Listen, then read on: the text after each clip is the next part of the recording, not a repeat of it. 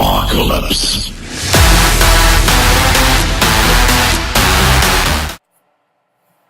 Hi everybody, thanks for coming on. Today I wanted to switch a couple things up a bit. Instead of doing a speed drawing, I wanted to kind of record my voice over these quick, well, not really quick, sketches. Um, Basically, I've been asked a lot to, provide some commentary. What are some of my influences? What tools do I use? Um, and just kind of go over the basic process of a speed drawing. Some of my speed drawings seem really quick, but they actually take hours. Sometimes 2 to 3 hours, 4 hours, 5 hours. Like the Dragon Ball, the Dragon with Goku video. That one was almost a 2 day piece that I shrunk down to. I think it was a 13-minute video. So it's kind of nice to show this quick one here where I draw with a brush pen. This is going to be Solid Snake from Metal Gear Solid. So what I'm using here is a brush pen from Pentel. I didn't map anything out with a pencil, so that's the first thing you're going to notice is some of the proportions are off. So while you watch this, I wanted to, kind of explain what markers I use. I use a Copic markers from from different art stores here in Rochester. I try to support local art stores, but sometimes you're a little broke, so you have to go to Michael's and use a coupon here and there. And then I also use a blue line pencil. The blue line pencil is, they sell them in different brands, but I use a Prismacolor line holder or lead holder, I'm sorry, to map out the drawing. So a lot of my older videos you see me drawing with it and then I go over it with pencil. I try not to do that anymore because the camera doesn't catch the blue line very well. So I try to use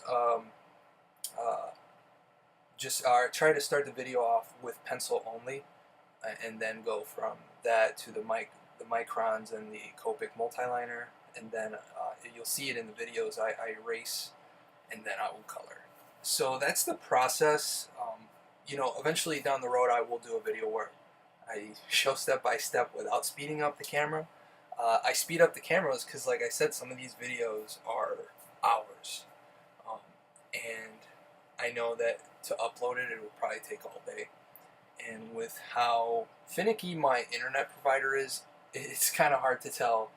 Some days my videos go up so quick that I don't even notice it until someone comments, and sometimes it'll take all day. So I've been trying to keep my videos under 5 minutes now because it's just a faster process and I can put out a lot more in a shorter time frame.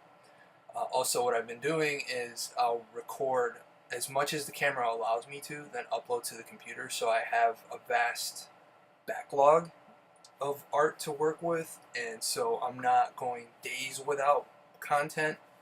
I'll have, okay, I'm going to release the Dracula transformation, Monday night. I will do the commentary video Tuesday, which is today.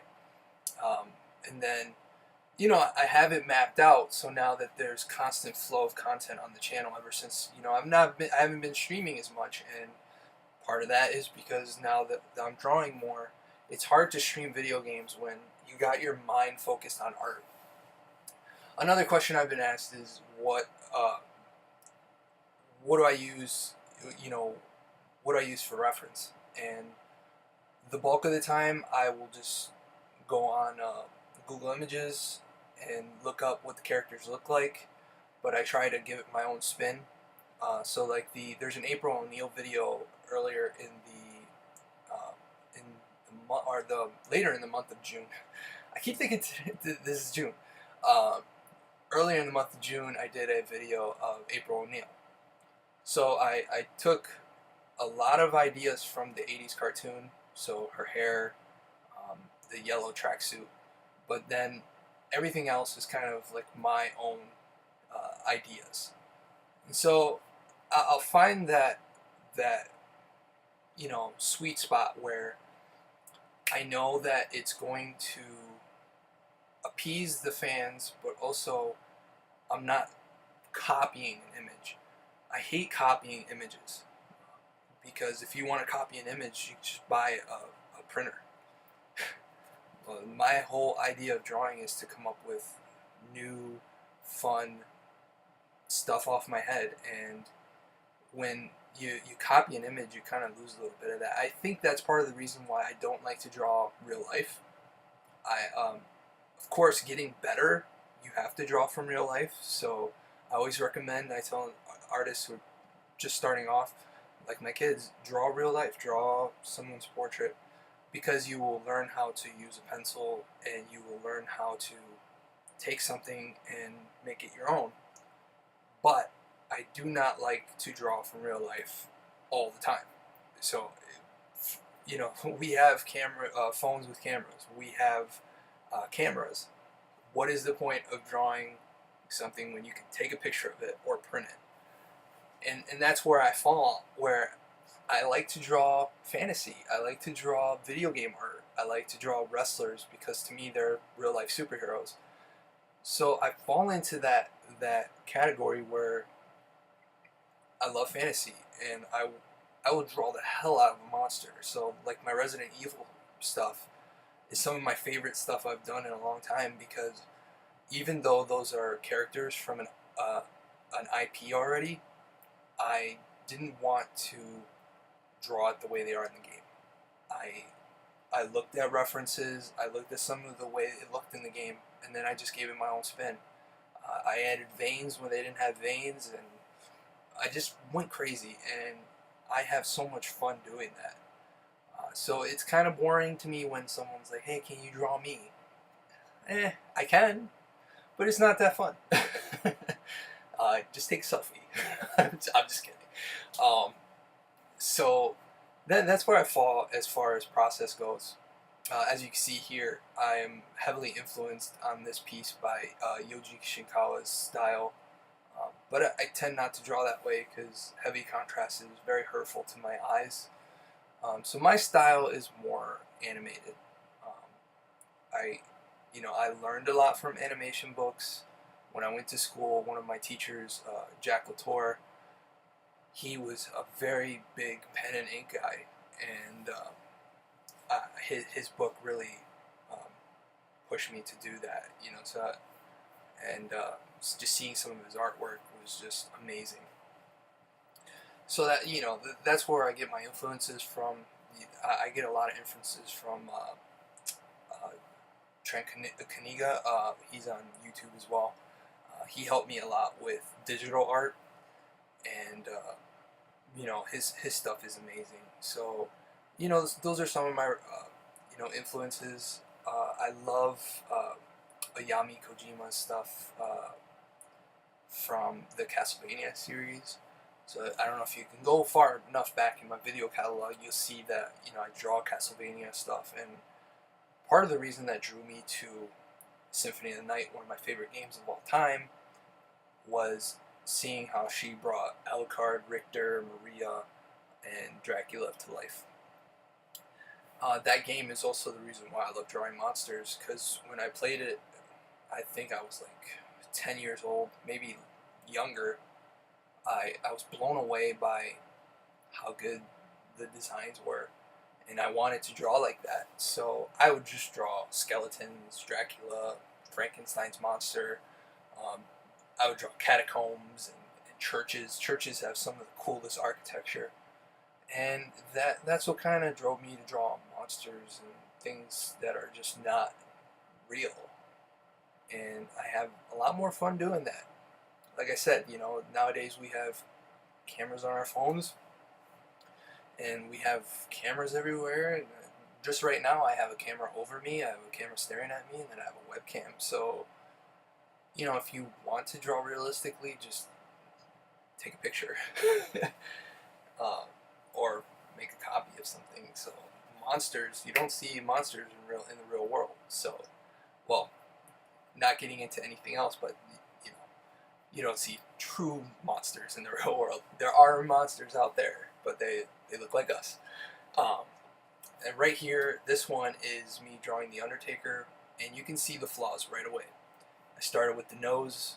I don't have anything to kind of, draw from. I just looked at the picture of the Undertaker and started drawing. Uh, One of the downfalls going straight to drawing with a brush pen is you need to find where things are going to fall. And if you just start drawing without some sort of framework, and that's what I call my pencil work. I call it framework because it tells me this is where I'm going to place the pencil, this is where the eyes are going to go, this is where the nose is going to go, the mouth. And drawing like this, there's no real guidelines. So as the drawing progresses, you're going to see where I screw up a lot. And I'm not afraid to admit when I screw up, because I screw up more times than I actually do good. You don't see it in the speed drawings as much because I speed through it. But if I were to slow those videos down to real time, you would see all my screw ups. Constantly going out of the lines. I'm not perfect. And I like to compare art to karate because I love martial arts. There's a place that I fall, and I call it black belt first degree.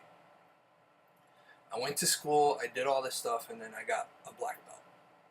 But when you in karate or any martial art, when you first reach that threshold of martial arts, that's when martial arts truly starts. And I find that very true to art. Yeah, from an outsider's perspective, my art looks amazing, but from my perspective, it still needs a lot of work. And so that's why I say black belt first degree, because when you get in your first degree, you're still going to mess up a lot, you still got a lot to learn, and you got senseis that are second degrees, third degree, fourth degree. Those guys are always going to be a lot better. And so I look to those people to get my skill higher. And I'm still fairly young for an artist. There's some artists out there who are in the 60s and still putting out crazy amazing stuff. And like the people I said in the before in the video, like Trent Kaniga and Jack Latour, Yoji Shinkawa, Ayami, they've been doing this far longer than I have. So when they give me advice, I will listen. And it's the same thing as martial arts. So I find that parallel to be the best way to keep me going. I'm still not yet at my second degree. So that's why I like the YouTube channel, because you can see my growth. Even from the very first video to now, you'll see the growth. This video, not too much, because there's no growth here. It's just me sketching with a brush pen, but I thought it would be a cool video to show me freehanding without any guidelines or anything. So it's just me kind of staring at a picture of the Undertaker and going from there. Other things I use for reference, I am a huge toy collector. I don't buy as much anymore because money's tight and I have kids and everybody knows how that goes. So when I do budget for stuff that I want, 90% of the time it goes to my art. The other 5%, of the time, or the 5% of the money goes to, or 5% of the time goes to buying video games, and then the other 5% is if I find a pretty good deal on a toy. Like Toys R Us closed, I got a lot of cool stuff. Half of that went to the kids, but I buy the toys because I can set them up in postures that I can draw from. The Mai from Kings of Fighters that I did, I actually looked at a figure I have in my room. So I'm not physically copying an image. I'm kind of looking at one and getting ideas from it. I think that helps better because, or helps a lot more, because you're looking at something that isn't necessarily real. It is in a third dimension, and it isn't another artist's interpretation, but you're interpreting it differently because you're turning it from a 3D sculpture to a 2D image. So those things are huge, um, and the toys are big. Sometimes I'll look at old books. They're not on my YouTube channel, but I did a couple of World War One pieces because I'm a huge World War One buff, and I looked at a lot of World War One photographs to draw those characters. So that's where I get some of my influences from, or references rather. My influences I already spoke about. Uh, I do meet a lot of artists where their stuff is amazing and they do drive me forward. But my main influences in art, are those people. So it's funny because when I was a kid, all I wanted to do was draw cartoons, and then I got into comic books, which it's kind of like cartoons, but it's it's a whole different beast. And now I'm applying for Nickelodeon, which is kind of animation and what I always wanted to do. So it's crazy how life sends you in those different directions. And after my health scare last year, I found YouTube as a good place to share my art because I can no longer travel, do conventions, and meet new people. So now I meet new people using my YouTube channel. And you do have those negative people on here, but I try to focus only on the positive. And the positive is always helping other artists, growing the channel, and making sure that I always have a positive outlook on things, even when things are rough. Back in, I think it was April, the channel stagnated as far as growth. And I just tried to look at the bright side. And I know that people will eventually come. Not to be corny, but like Field of Dreams, you build it, they will come. So as I build the channel up more, I feel like more people will be coming towards it, and they can learn from it. And like I said, I'm only a first degree black belt, so you need to look at those 6th and 7th degree black belts for more art tips.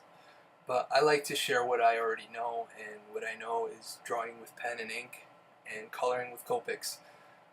And digital art is still something I'm fairly new to. I've always had a pen tab, but I was never really good at it until recently. That Trent's channel really helped, and watching other tutorials on YouTube. So it's kind of full circle. I learned from YouTube. Now I have a channel. Now I'm giving back to YouTube. So I appreciate everyone watching, and thank you for all the support. Thank you to Gamer Thumb TV, Your Player 2, Aaron Orishian, who is a patron. Your Player 2 is also a patron. And Not Another Game Collector, Snestalgia,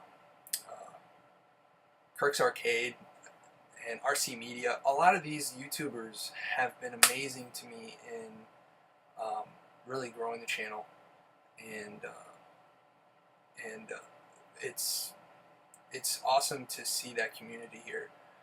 So check me out on Twitch at twitch.tv/Otero Studios, and also don't forget to check me out on all my social media. So at LeShenLong10 at on Twitter.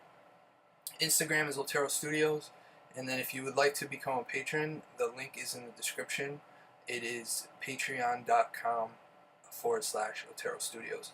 So thank you so much for listening to me ramble and watching this this quick, well, it's not very quick, but not sped up drawing. Thank you so much for watching, and thank you for all the support. I will do more of these commentaries if everyone likes them. So thanks again. I can never thank you guys enough, and gals. Take care and keep it over 9,000.